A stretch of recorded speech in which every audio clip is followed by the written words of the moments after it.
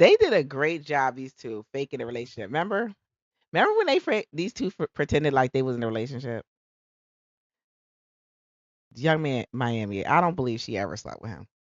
All right, so I was in these streets. My messy ass stuff always find my messy ass. So I was listening to the Joe Budden podcast, right? And they was doing a dick review of Diddy. They said Diddy's dick is so small. It's like one of those little cocktail shrimps that is so small. So they was described. So apparently they done saw the sex tape with 50 Cent's baby mom, Daphne, and Diddy. And so they said they enjoyed the video. They said that looked great. The dude that Diddy brought in had a big dick, honey. And they said the only annoying part about the sex tape was that there was this big fat, I think she called him a stud, that kept walking by, getting in the way. And then they say he kept trying to like make sure the scene was right, and he kept plucking his little bean. His they said the D was so small and he was so high up that he couldn't, couldn't get that thing erect. I dislike Joe Button. You do? I'm not. I don't dislike him. I don't have nothing for him. Like I don't really have no vitriol for him. I don't have nothing to say about him. But the thing about I don't like about Joe is this: he's being hypocritical. Joe allegedly, this is what's been alleged by other girlfriends. I think the girl name is Taraji or whatever her name was, or something like that. She said that he was beating on her, and then the last baby mama said that he was getting physical with her. So, and that's why she left him. So for him to be like pandering on his podcast, and you know what, to a certain degree, you got to do that to protect your investment. But he said that if Diddy, because he did business with Diddy before, he said if Diddy got out, he wouldn't even speak to Diddy. He wouldn't be caught, interacting with him. He wouldn't take a picture with him. Nothing. He would he would completely cut any ties to Diddy. And I was like, "Ain't that the pot calling the kettle back?" And the thing about it is, luckily for Joe, when he did his shit, there was no cameras around. He wasn't as big as he is now, and that so he could, talk like that with his chest out, as if there hasn't been so many accusations about him too with women.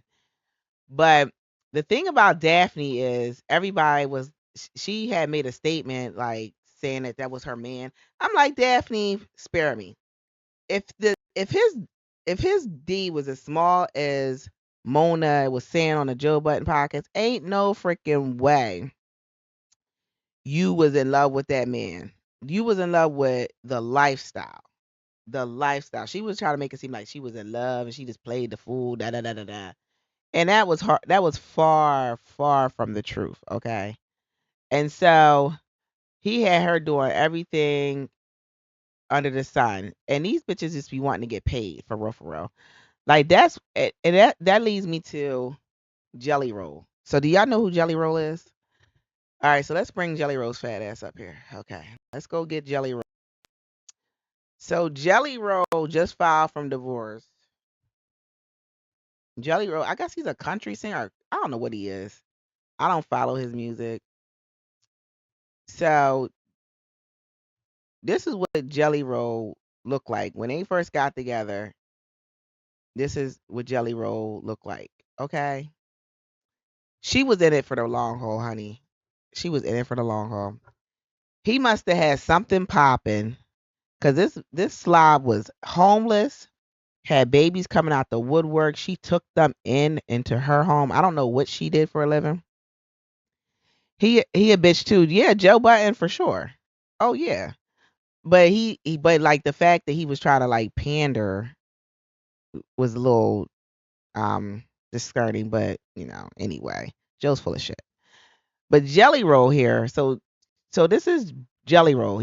I guess he's like a country singer, I'm assuming, or some kind of singer. And this was his wife. So she took this slob and who was homeless, jobless, had this jail time, hence all the damn tattoos all over his face. And she took him in and Jelly Roll a bitch too. Not Jelly Roll bitch. So she took him in. Mind you, they've been together for 10 years, but he got a child that's 9 years old. Y'all do the fucking math. Motherfuckers was cheating. So she released. So he fought his fat ass. Lost. He done took Ozempic.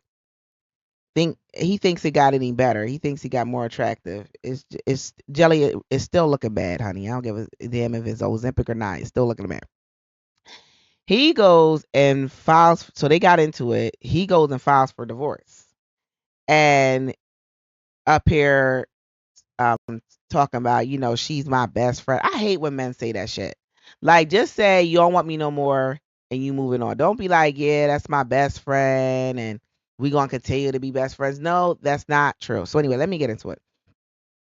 So they get into it. He files for divorce. She didn't even know until we found out. He blindsided her with the divorce.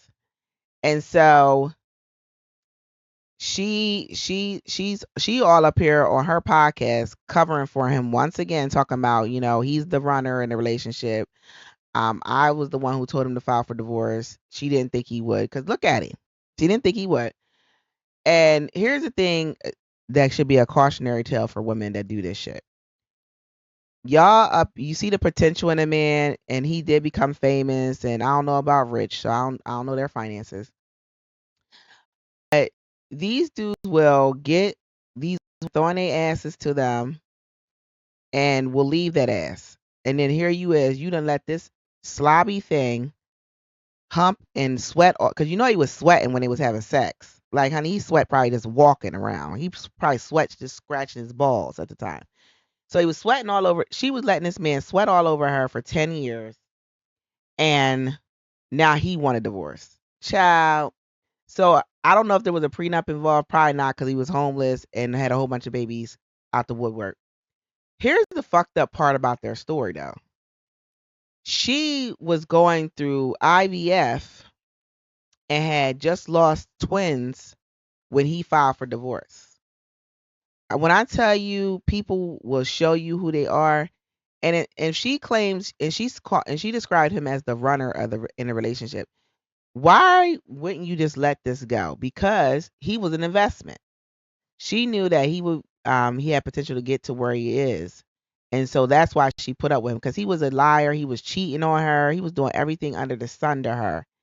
And she was allowing this slob to do it because she wanted the lifestyle. She saw the potential. She saw the end game.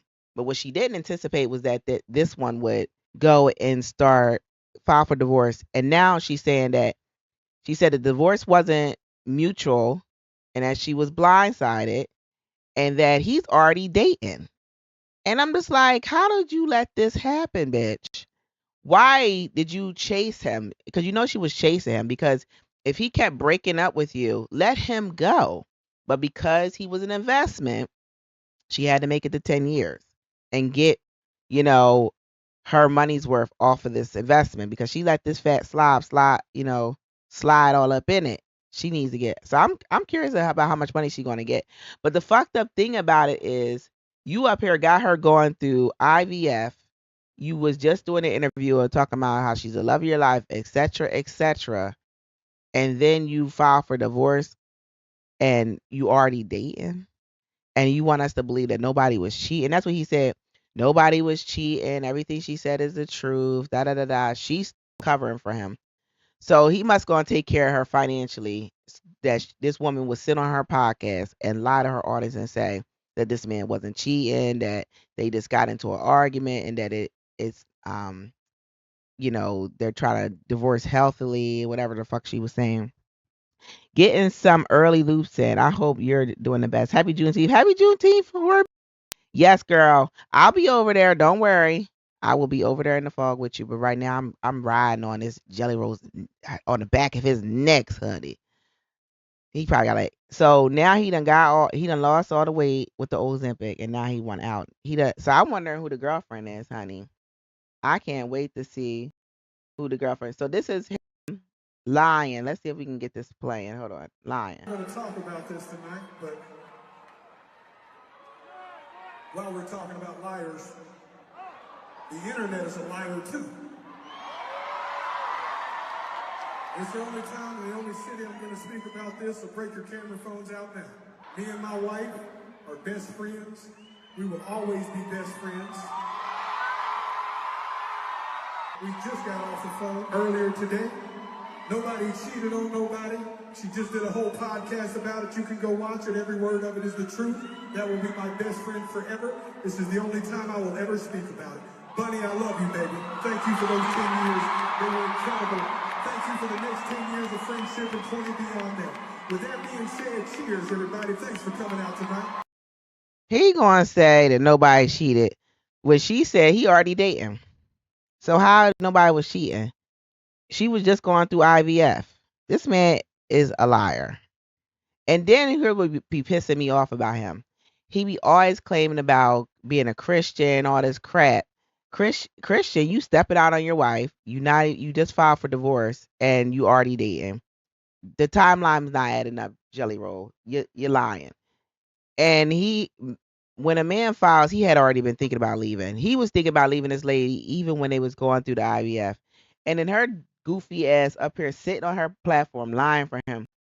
But women do that shit. Let me see if this is the episode where she lies for him. Really good at having disagreements. So we were the type of couple who never argued, so he would be holding things in, I would be holding things in. And, that's a recipe for disaster. And we always preach, you got to be comfortable having the uncomfortable conversations. And we did that for 8 years in. And then the past, year and a half, we kind of got away from that because just we're in a different life right now.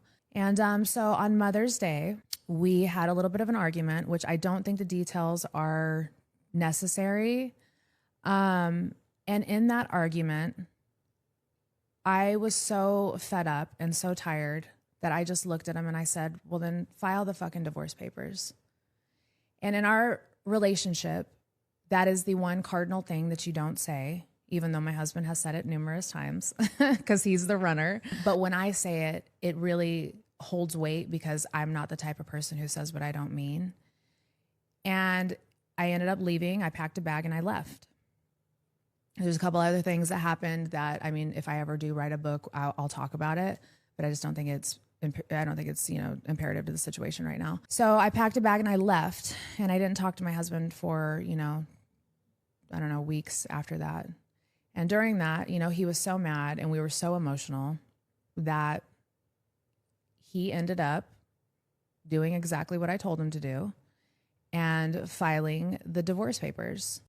Now, she can't be surprised that he filed for divorce papers. You don't speak to him for weeks. And I'm sure it was mutual. He wasn't speaking to her either. But my whole thing with her is, why are you sitting up here lying to us, ma'am? You know damn well that man has been cheating, and you call him the runner. Why have you been chasing after him for 10 years? And then she said that they been holding things in and not communicating. But my whole thing is, what are you holding in? And then she says she wants to write a book. Okay, so she's all about controversy because look at the title of her podcast, which is Dumb Blonde. So she already know with that kind of name, someone's going to click on it and be like, hey, I want to see what this is about. What other than you spilling tea about the cheating that he did over the 10 years y'all was together that we're going to read about in that book? And she says she might write a book. And it's like, girl, spare me. Like, she don't realize this. You sit here sparing him and his reputation, et cetera, et cetera. But when y'all get in there to negotiate when it comes to these lawyers, honey, he not going to cut you no deal. They ain't trying to give you the money. So it is what it is. Yeah, write a book. So it's been some bullshit going on. Yeah, it's been bullshit going on. He been cheating. Like I said, Rock, you might have missed it in the ads. They've been together 10 years. This man got a 9-year-old child. They have no children together. You do the math. You already know there was fuck shit going on. He up here impregnating people. So, she probably had all kind of STIs. This is my thoughts. Because he out here raw dogging bitches. And then he raw dogging crackheads because I believe the one child's mother was unstable like him, and she had to move that child, his homeless ass, into one of her properties. So apparently she been doing her own thing for a minute, but he just sounded like a handful, and she probably was just fed up and was like, just file the paperwork. I'm over this shit. Like she probably was he sounds like a headache. And he's not even an attractive man. She's only with him because his personality when he's not been annoying probably drew her in. Like that funny shit and life of the party shit after a while gets old when they, because a lot of them people like that for real be sad clowns. Like they draw you in with their personalities, be all like happy and whatnot. And then when you get in a relationship with them, you see the sad clown that they really are. That they did a lot of and faking it and putting up a front, and then get you, enamored with them with the personality that you thought they had, and they be whole manic depressants, moody and crazy. Because I think I'm not 100% sure. Don't quote me, but I wouldn't be surprised if he had like some kind of substance abuse history. He just looks like that kind of person. But anyway, tell me what you think. Do you think that Bunny is protecting him and that he gives her a nice payout, or do you think she's withholding information for a book and thinking that people are going to read it? Because she don't understand, like, people not going to read it.